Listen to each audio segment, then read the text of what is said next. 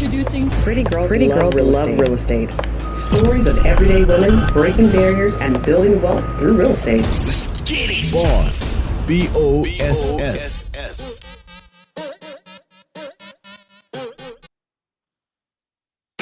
Hello. Thank you for tuning in to another episode of the Pretty Girls Love Real Estate podcast. I'm your host, Jessica Washington, and I'm super excited once again for my guest today.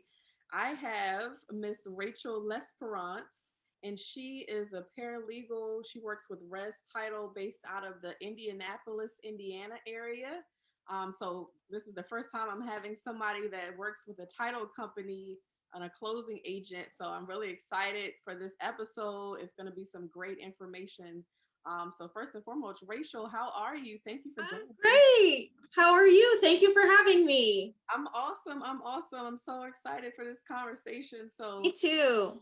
thanks for coming and thanks for, sharing your time with us. So first off, how did you become interested in working in the real estate industry? So my story is a little bit of a funny one. I have my degree in hospitality management. I have my bachelor's degree in hospitality management. When I got my bachelor's, I was kind of sick of working nights, weekends, and holidays. So it was like, how can I pivot my hospitality degree into something that I could potentially see myself doing for the long term, right? Until retirement. So I don't know how I did it, but I got my first legal assistant job at a law firm doing foreclosures. And I did that for about a year and a half. But as I'm sure you can agree with, foreclosures take a little bit of your soul every time. Like, it hurts your soul every time you have to take a house away from somebody. So I started looking around in the area, and I lived in Rhode Island at the time. Mm-hmm. And I stumbled across ResTitle, and they saw something in me. I had zero experience. I knew nothing about the title industry. And I did my research on the company, and they were like, Rachel, we're going to give you a shot. And here I am 6 years later, pretty much running a department at ResTitle. Awesome. Okay. Yeah. So for people that are out there that may not be familiar with real estate, what is the role of a title company in the transaction? So there's multiple roles that a title company can play. Typically, on a normal transaction, we are what's called title and escrow. Mm-hmm. So what does that mean to the everyday person? You have title on your home, right? We perform a title search. Mm-hmm. We go back to the bank and say, we found X, Y, and Z. This is the deed. These are the names of the people on the deed. There's one mortgage on the property. There's a UCC or a fixture filing. These items need to be cleared.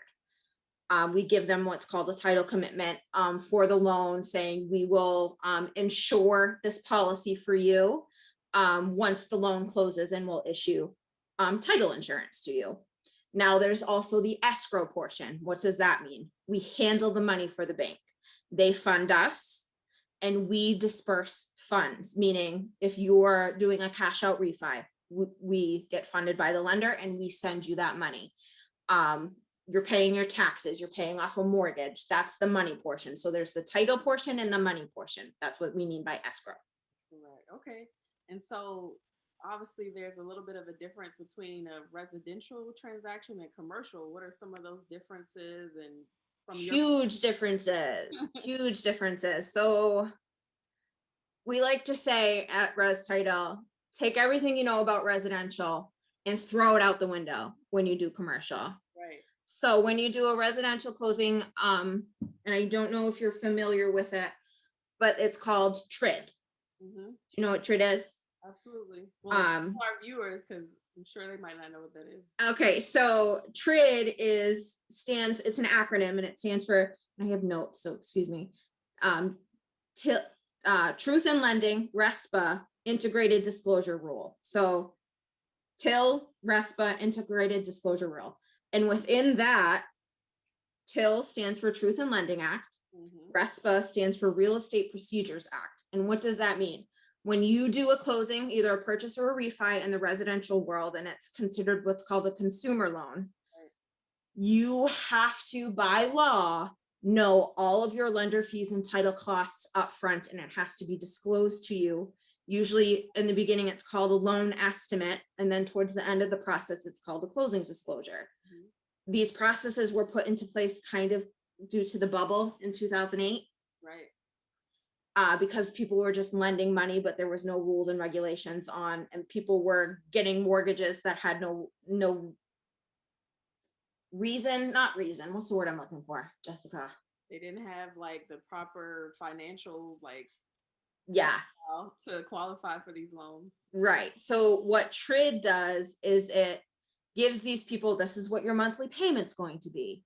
This is what the underwriting costs are. These are the recording fees. These are the, all of those things. And by law, they have to be disclosed to the borrower so many days before they close on the loan. Then when they do close, they also, with TRID, have a right to rescind that loan. That's the residential. Now take everything I just told you and throw it out the window with commercial. Okay. So in a commercial transaction, let's just say like something that's fairly easy for everybody to understand, like an apartment building, how would the closing work for that? So the closing, so there's going to be lots of attorneys involved in a situation like that. The lender will have their own attorney. Now, ResTitle can act as an attorney, but typically the lender will have their own attorney. The borrower will, when I say borrower, I mean the LLC in a commercial transaction, will have their own attorney. So there's a lot more hands involved, and there's a lot more documentation that's needed. Right. I can't speak to the lender end of things, but from a title perspective, your title search is going to be, on a normal residential property, your title search could be 30 to 60 pages. On an apartment complex, it's hundreds of pages, and you have to make sure you get certain documentation if the property is occupied. Right. And it's changing hands, or you're doing a mortgage. It all depends on what the lender requires for this new loan to be on title. We could get into SDAs, which are, oh my God, I can't believe I forgot what an SDA stands for. I'm so used to talking in acronyms. I know what it is. Subordinate non-disturbance agreement. So what that means is an LLC owns a building. Mm-hmm. You have tenants in that building. Okay. Right. You have leases with those tenants on that building. Now those leases don't get recorded, but it is a legal document. So say the owner of that building wants to refinance the mortgage that they have on title. They require the tenants to sign an SDA stating that their lease will not take priority over the mortgage if the owner of that property defaults on that mortgage. Got you. Okay. That makes sense? Yep, makes perfect sense. So is that different from like an estoppel agreement? An estoppel is for like condos, like a homeowners association. Okay. So those can be on residential condominiums. Okay, awesome. So is there, I know you guys do transactions in all 50 states. We do. A particular state that what you would say is like, I hate working in that state because there's so much like stuff to go through or so many steps in the process? And on the contrast, is there a state that you're like, oh, it's easy, I would do transactions there all I wouldn't say hate doing them, but it isn't my favorite. And it would be Delaware and Georgia. And why is that? Because Delaware and Georgia are kind of stuck in the past where they require attorneys to do everything. They require, so how in certain states you just need a notary at the table and they can sign with you. Not in Delaware and Georgia. An attorney needs to do it. Needs to sit at the table with you and go through everything. Okay. So attorneys are, there's more notaries than there are attorneys. And when you move as fast paced as the title industry does, you don't always have an attorney on hand last minute when you need one.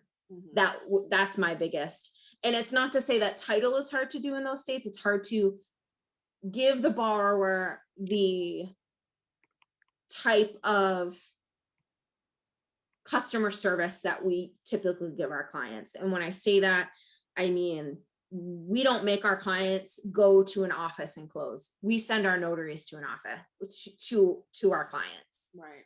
So, and when you have attorneys involved, it can get a little difficult. Got you. And what's the, I guess, easiest states that you like?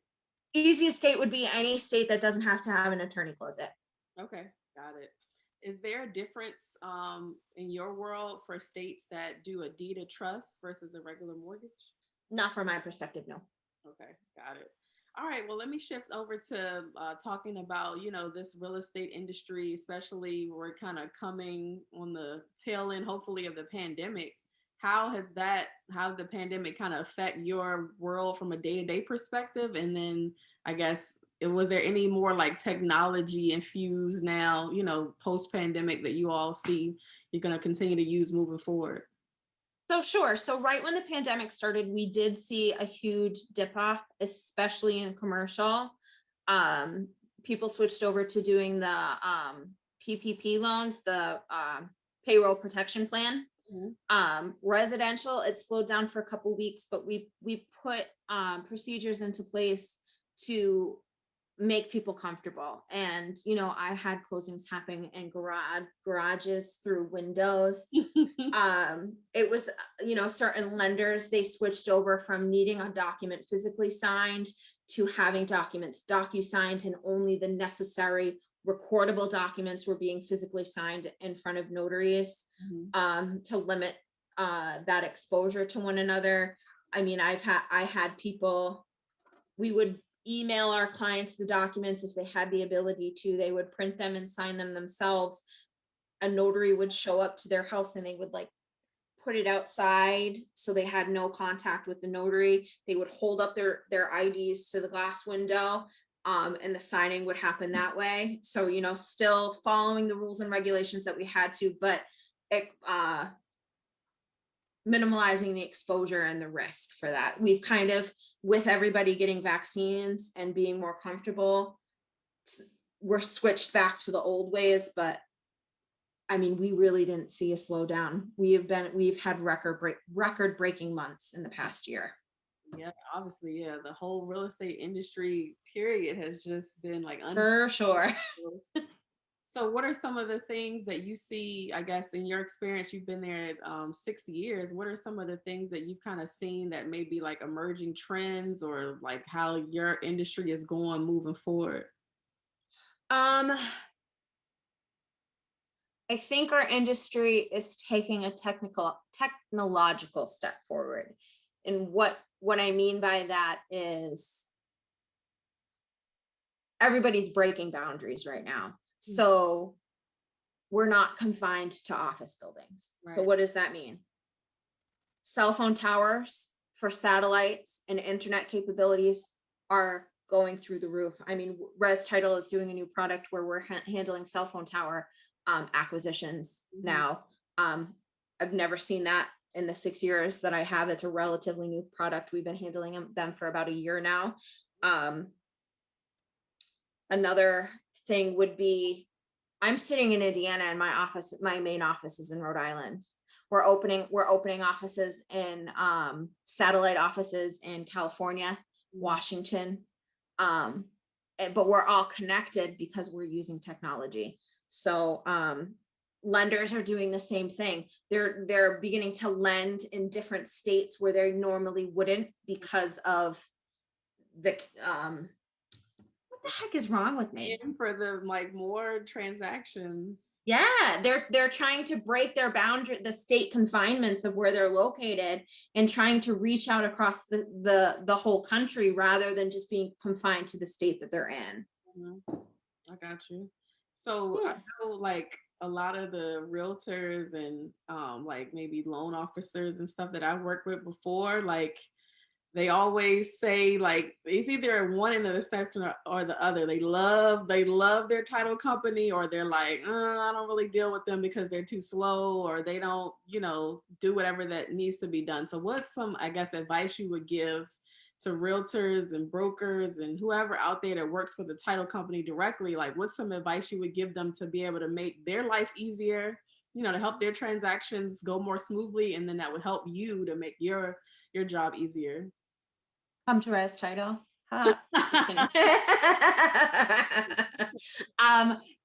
from a closing perspective, from a closer's perspective, what's my biggest hindrance when I have a lender that says, okay, we're ready to close this loan, and I'm sitting there and I say, okay, I need your lender's titles requirements.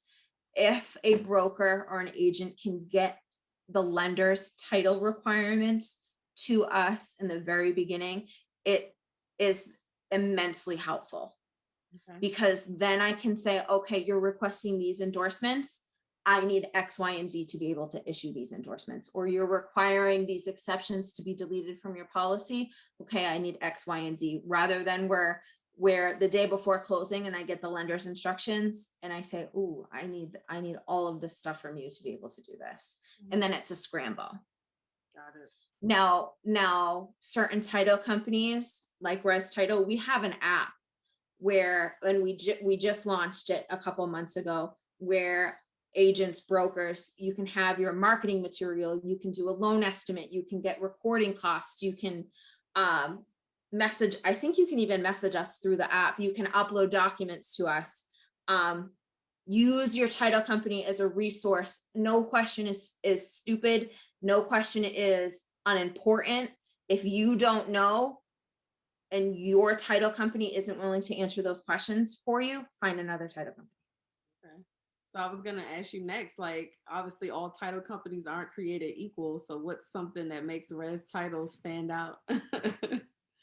I mean, I have clients where we're not title on because, the lender, we're not on the approved lenders list. ResTitle, title companies need to be, sometimes need to be on the lender's approved list, meaning you go through SOC certifications and you have to have all of these insurances and stuff. Mm-hmm. It's easy to get on the list, but sometimes we're not, and a lender will just prefer to use their own preferred title company.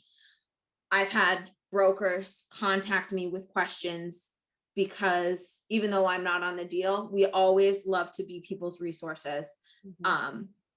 No matter what. That's what makes us, and our customer service is so important to us, and that's what makes us so special. Awesome. All right. Well, if you're a broker or a lender or anything out there, like, consider ResTitle. They operate in all 50 states. So definitely consider them for your next transaction. So I want to shift it to, if there's somebody out there listening that's like, oh, this is so interesting, I want to learn more about how to, work for a title company or be a closing agent myself. Like, what are some of the, I guess, educational or experience requirements to get into that field? So we all know that I started with none. You have to be willing, if you don't have any education, like a paralegal certification or anything like that. I work under an umbrella of a title agent. Mm-hmm. What does that mean? I don't hold an agent's license. The owner of my company does. Mm-hmm. And I have been trained beneath him and them, the policies and procedures in the different states. So I don't have a specific license or certification. All of my knowledge has been learned through doing. Mm-hmm. Okay. So don't let not having a certification or an education stop you, because like I said, 6 years ago, I didn't know what a title commitment was. I didn't know what a closing disclosure was.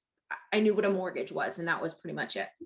Now, with that being said, you can work 5 years in the industry and go get your agent's license if you wish. I don't have a need to because I work under a title agency umbrella. All right. So if you're listening out there, it's basically like everything else. It's who you know and, how you can parlay to get yourself in the door. And then that's how you get more experience, by working on the job. Hard work and determination. There you go. So on this show also, we always talk about, because obviously this show is all about women and their experiences. We always talk about, is there some challenge or anytime, you felt some difficulty throughout your career and you kind of test that to because you were a woman?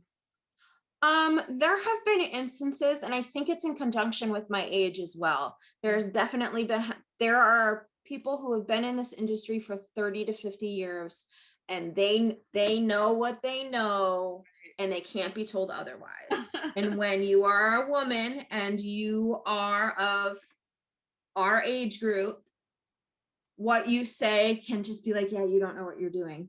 You don't know what you're talking about. I've had it happen to me on multiple occasions. How do you handle that? You ignore them and you say, no, my opinion is valid and I know what I'm talking about. I've got people behind me that can back me up.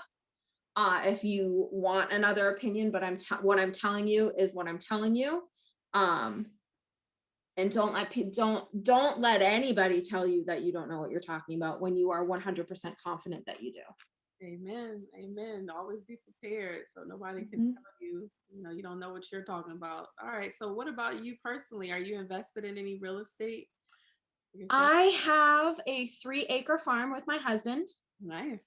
I'm not going to lie. I bought it off of my mom. No worries. That's awesome. But I bought it. She didn't give it to me. I bought it. And we're currently building a house, but I don't have investment property or anything like that. Okay, but that's amazing though. A farm. My mom has now, she has 28. She had 32, 30, 31, something like that. And I said, Mom, I want to build a house right next to you. My father unfortunately passed away unexpectedly, and I didn't want to leave her with a big farm and move away from her. So that was the best thing that we did. That's awesome. Shout out to your mom. She's like a whole real estate mogul. For sure. She doesn't realize how much she's sitting on. Right? That's for sure. Is there anything that you have coming up or anything with ResTitle coming up in the future you want to share with us? Yes, we are opening local offices in Connecticut. No, not Connecticut. We have an office in Connecticut. Excuse me. We're expanding to the West Coast, California, Nevada, Washington, and Louisiana. Satellite offices. Okay. Because those states have changed their rules where you need to have brick and mortar to operate, and ResTitle is national, and we're not going to let that stop us. There you go. There you go. You got to stake your claim. It's almost like a new gold rush. For sure. Cool. Anything else you care to share about anything that you have going on personally? No, other than I already told you I'm building a house and I'm so excited. I have a fortune of lumber sitting over across fortune in lumber. Look, sitting in a field. Why? Because these lumber prices have skyrocketed in the year, so that's almost for sure in gold. You have stockpile, so definitely that's awesome. I consider reselling that. Right? I should sell it and then just buy it, wait a couple months and keep building. There you go. So I want to move on to the last segment of the show. This has been great conversation, really educational. So I want to move on to the last segment of the show, which is the Fabulous Four. It's just 4 questions that I ask every guest. So here goes. Number 1, first question is, what's your favorite book about real estate? Okay, Jessica, I'm not going to lie to you. I don't read books in real estate. A lot of people don't. So we can talk about if you have anything like personal development or entrepreneurship or goals. So anything. I know how I touched upon my father passing away, right? And in his stuff, I found this book. It's called Dance First, Think Later. And it's all these little quotes from different people in all walks of life. How should one live life? And there's one in particular I want to share with you. My father has these pages earmarked. So every time I'm missing him, I feel like I can go into this little book and see what he was thinking. And it's a little message from him, from heaven. So be thankful for what you have and you'll end up having more. If you concentrate on what you don't have, you'll never, ever have enough. Absolutely. That's by the great Oprah Winfrey. Yeah, Oprah never said any wise words more truer than that. That's true. Very true. Absolutely. All right. Yeah, sounds like a great book. I might have to check that out. It's just it's all full of little quotes that I have like earmarked and stuff like that. It's really great when you're feeling down and you need a little oomph. Yeah, for sure. All right. So the second question is, what advice would you give to your younger self just getting started with your career? Trust in yourself and know that you have the persistence and the determination that has gotten you to where you are. And that far outweighs any education that you might be lacking. Amen to that. Amen to that. Third question here is, what topic in real estate do you want to learn more about personally? The lending side of things. Mm-hmm. Because I feel like when you know something from beginning to end and all sides of it, you can truly help people and get a better product out. Right. And from your end, like really anticipate where there's going to be pitfalls or there's going to be Exactly the deal, or, ways that you can like proactively solve problems. So exactly. cool. All right. Last but not least, please give a shout out to another woman that's doing some awesome things in real estate. I don't have a woman in particular, but ResTitle literally is made up of probably, I think we have 40 employees working for us now, and only 3 of them are men. I work with an incredible bunch of women, and we work our butts off every day of the month, and they are incredible. And I can't say enough good things about them, and they need a shout out. Okay. Yeah. I could sit here and list them all, but I'm not going to do that. Shout out to the whole staff at ResTitle. Yes. That's awesome. Is the owner of the business a woman? Nope. His name is Jim Paolino. He opened the company in 1994, and he's always said it's not about your gender. It's about what's in your head. Mm-hmm. And he said this morning, man, I am surrounded by women. He said, yeah, you are. That's awesome though, because he's, with women, people of color in general, like it's been a white male dominated industry. So it takes somebody like that to really be an ally, to really kind of be a trailblazer and, hire women, like really, see the potential that women can bring to the field, to have majority of his staff be women. So that's awesome. Yeah. Cool. Cool. Them. All right. So last but not least, how can people get in contact with you? And if you're on social media or anything, how can they follow you? I'm not on social media, me personally, but you can follow ResTitle. Just search ResTitle. We're on Instagram, we're on LinkedIn, I think we're on Facebook as well. I'm not sure about Twitter, but you can also go to our website and you can contact us directly through our website. But yeah. Okay. All right, there it goes. And we'll put the contact information on here and on the show notes. All right. So is there any other last words of wisdom that you want to give to our listeners? Oh, put me on the spot, Jessica. Or it could be any women in real estate or anything like that. Any words of wisdom I would have is, don't let your own self-doubt stop you from knowing how great you are. Oh man, you sound like you're talking to me. I have to say it to myself constantly. But your own self-doubt is your own downfall. Yes, it's only like you have so many limiting beliefs in your mind that you don't even know about, and it's when you break those barriers, you can really do whatever you want. So I appreciate that advice and those words of wisdom. I appreciate this conversation and the just connection in general. So I look forward to keeping in touch and you on some deals in the future. Yes. That's what it's all about. So, all right, Rachel, I really appreciate you. Everybody listening out there. My guest, Rachel Lesperance of ResTitle. She's based out of the Indianapolis area, but as we said, they operate in all 50 states. They're expanding their footprint to California, Washington, Nevada, and Louisiana very soon. So definitely check them out for all your residential and commercial title and escrow services. So thank you again. I really appreciate your time and having this conversation today. Thank you. I appreciate yours. Thank you. Thank you. All right, everybody. This was another episode of Pretty Girls Love Real Estate podcast, and we'll see you next time. Thank you.